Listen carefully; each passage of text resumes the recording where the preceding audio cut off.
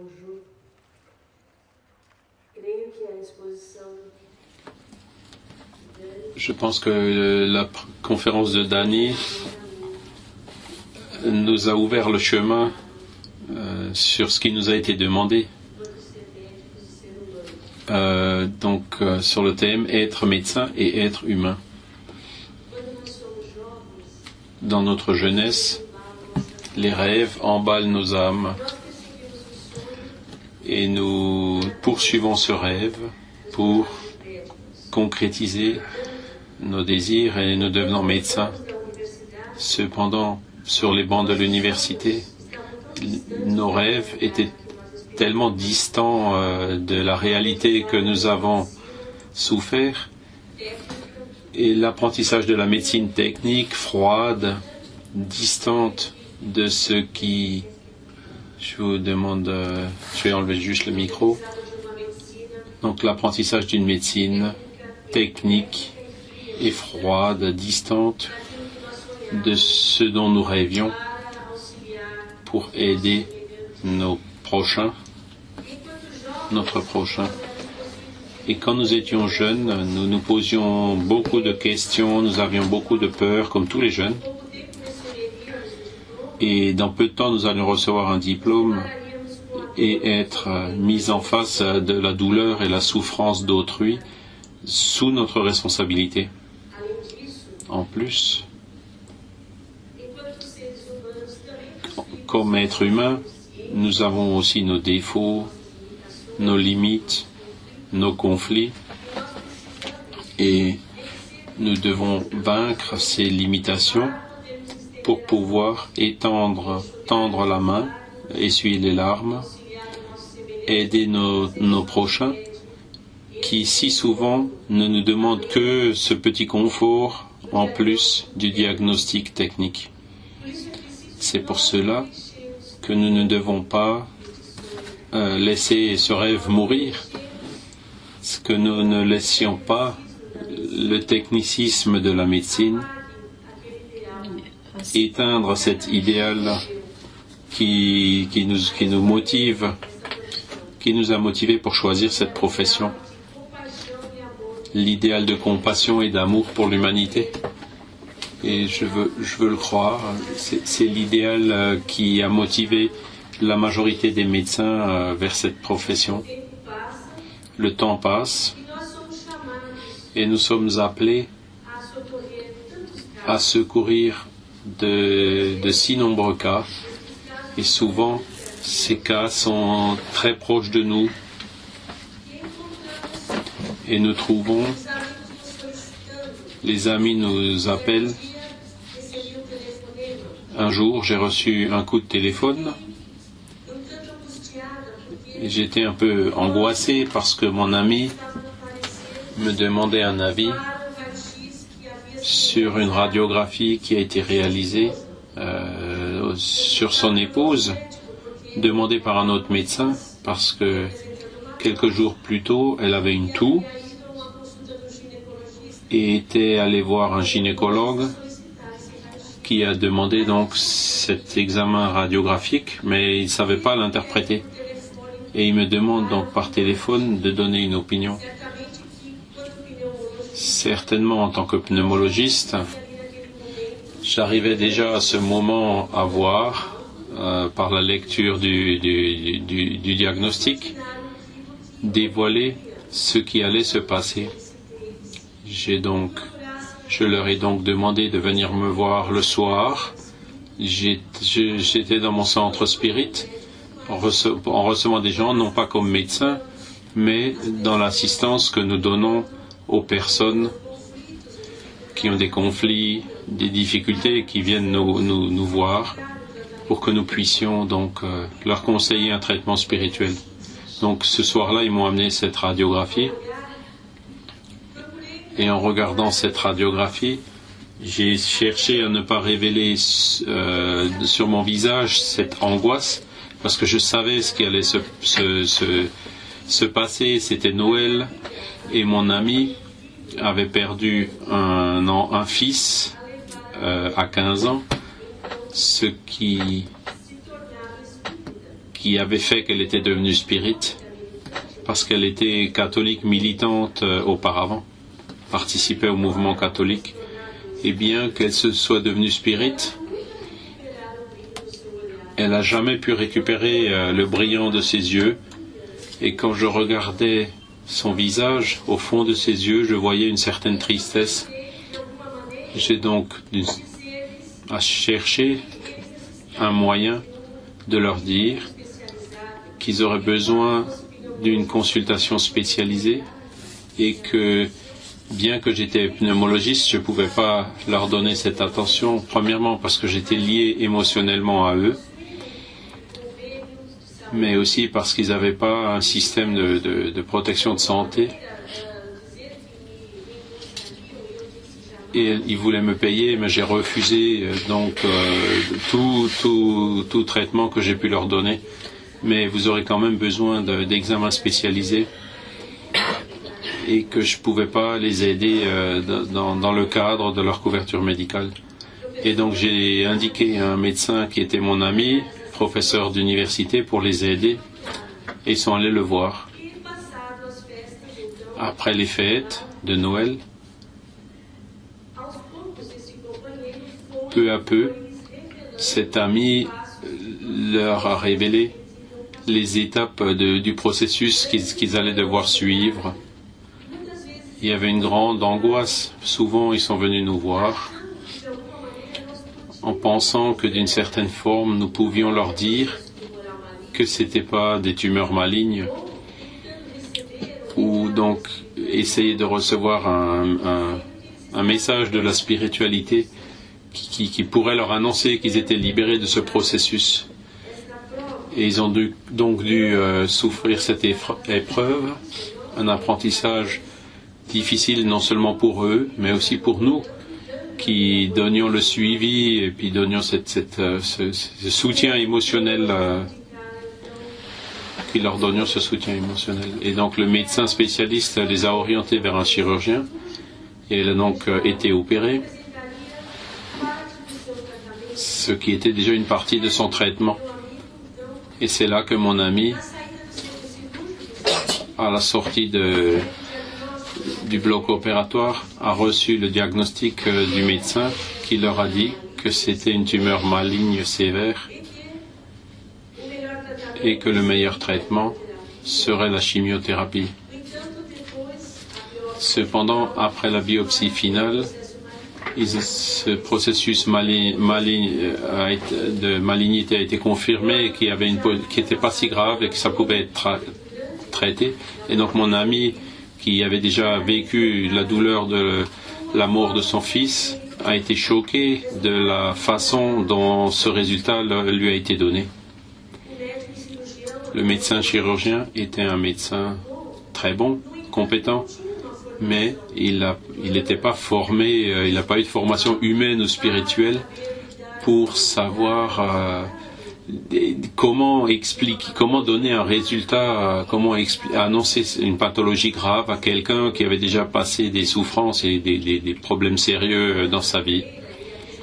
Et mon amie est guerrière et elle avait un bon aspect, et les personnes pensaient qu'elle n'allait pas en mourir.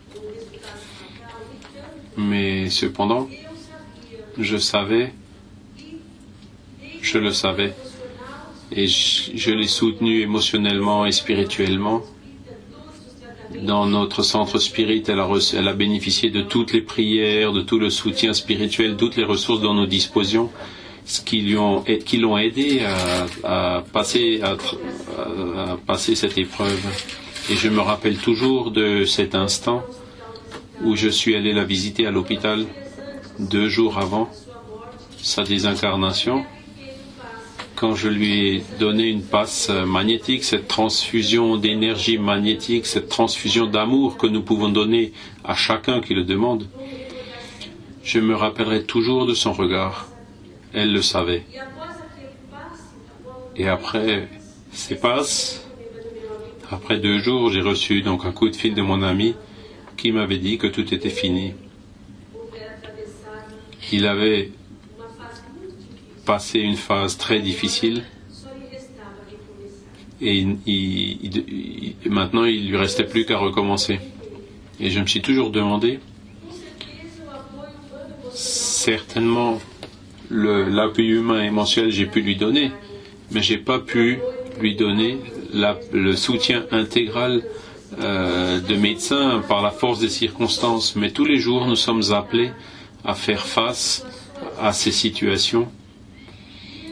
Et je me demande pourquoi les médecins n'arrivent pas à voir le patient dans toute sa complexité, qui est unique, qui est spéciale, qui a toute une histoire de vie, non seulement présente, mais avec des répercussions du passé, qui a une histoire unique, émotionnelle. Les médecins placent les maladies en dehors du corps, comme s'il était possible de séparer la maladie du malade. Nous voyons aujourd'hui qu'il y a une rupture évidente dans la relation entre le médecin et les patients, parce que les médecins n'arrivent pas à donner ce soutien intégral dont le malade a besoin.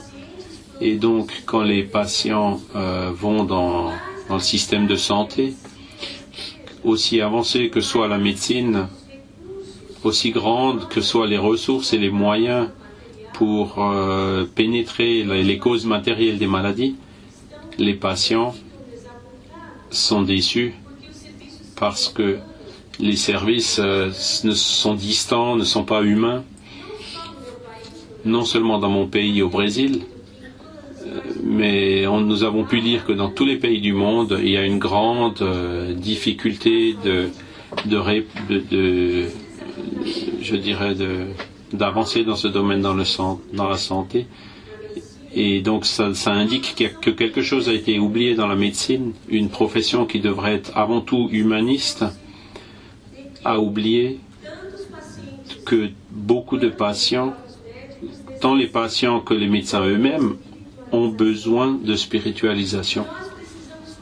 Et nous devons donc construire un nouveau paradigme, une forme d'agir dans laquelle nous avons la notion du fait que les maladies sont des répercussions d'une conscience ou d'un esprit immortel. Nous devons baser la médecine sur ce nouveau paradigme ou modèle.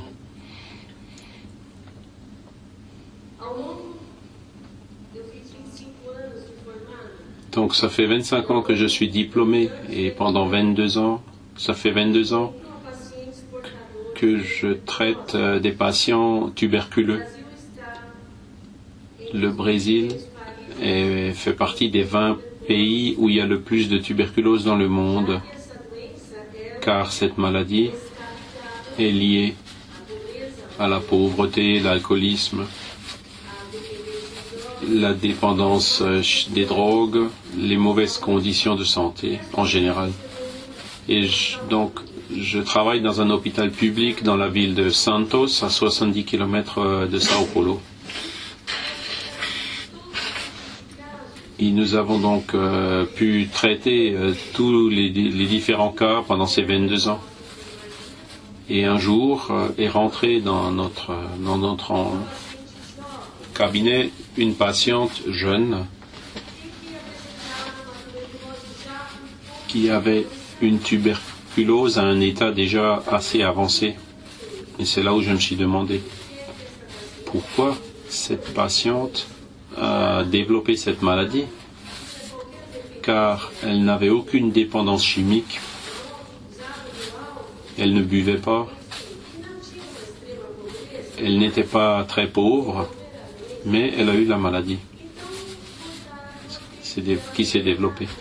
Et j'ai vu qu'elle avait une certaine apathie et j'ai attendu quelques jours pour attendre qu'elle commence à réagir au traitement, et j'ai donc décidé de lui demander pourquoi est-ce qu'elle pense qu'elle est avoir cette maladie. Quelle était sa pensée sur pourquoi elle était tombée malade, et elle m'a répondu: docteur, j'ai laissé la tristesse parler plus fort, et le nom de ma maladie s'appelle Reinaldo, qui est un nom propre au Brésil.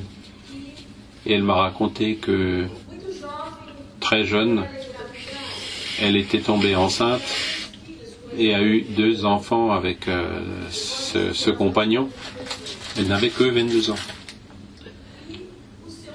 Et son compagnon était un drogué, de façon qu'il a fini par l'abandonner. Et il n'a même pas connu sa deuxième fille, il l'a abandonnée, changé de partenaire. Et elle a souffert et pleuré beaucoup et est tombée dans un état de dépression profonde jusqu'à ce que, donc, dans le besoin de survivre, elle a fini par trouver un emploi, et sa patronne a pu l'aider en encourageant son estime de soi et en l'aidant à sortir de cet état de tristesse et de dépression profonde. Et peu à peu, elle a récupéré de sa dépression, mais elle a vu qu'elle commençait à avoir une toux. Et comme elle aimait profondément ce premier amour de sa jeunesse, elle a décidé de poursuivre cet amour et essayer de retrouver ce compagnon dans la ville où il avait déménagé. C'était une tentative de recomposer sa famille, mais lui n'avait pas changé. Et c'est là qu'elle est revenue dans notre ville et que les symptômes physiques se sont aggravés jusqu'à son internation à l'hôpital avec un diagnostic de tuberculose. Nous sommes demandé, nous lui avons demandé comment est-ce qu'elle se sentait. Alors je vais traduire ici les mots, répéter les mots. Docteur, ça fait longtemps que je me regarde dans le miroir et que j'ai pas réussi à voir mon moi. Quand je regarde dans le miroir, j'aime ce que je vois. J'aime pas ce que je vois. Un détail important que j'ai oublié de mentionner, que j'ai oublié de vous dire, c'est que pendant la dépression, je ne souriais pas. Et c'était une des causes les plus horribles qui m'est arrivée. Grâce à Dieu, j'ai ma mère qui est ma lumière. Si elle n'était pas là à travailler sur mon état psychologique, j'aurais certainement déjà sombré. C'est pas facile quand notre état spirituel est éteint, sans lumière. Le physique réagit et il se produit ce qui se passe. Moi qui avais toujours une bonne santé, je suis maintenant à l'hôpital, mais en sortant de l'hôpital, je vais me fortifier à nouveau, je vais lire davantage, je vais prier davantage pour être mieux préparé à traverser des situations difficiles, de par les conséquences de la vie. Andralusa, c'est un nom différent et qui a un cas différent. Andralusa, c'était une patiente qui avait beaucoup de foi et de spiritualité et qui a réussi donc à faire son propre diagnostic.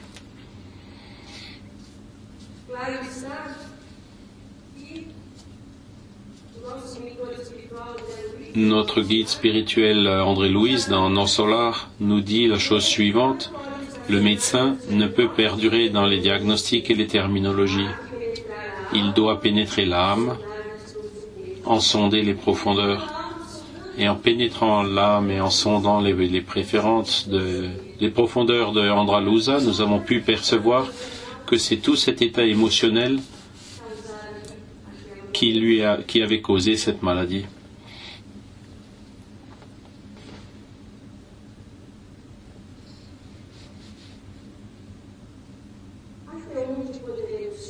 Jusqu'où pouvons-nous arriver?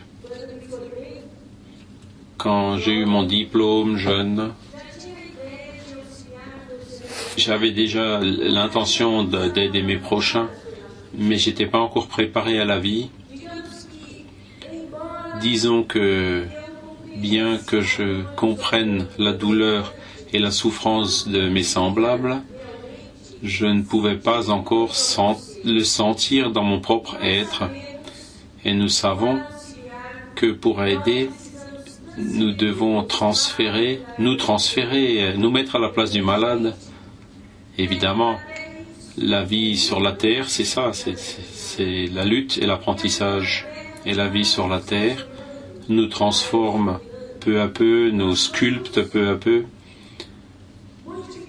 et nous modifions de fur et à mesure que nous puissions profiter des expériences douloureuses, et notre état de conscience s'élargit, et nous sommes plus proches, beaucoup plus proches de ceux qui ont besoin de notre aide. J'ai toujours indiqué aux patients qui venaient me voir de chercher à se spiritualiser. Si avant je le faisais, j'ai essayé de les amener à la connaissance spirite, le temps m'a montré que nous devons parler le langage du patient et indiquer cette spiritualisation selon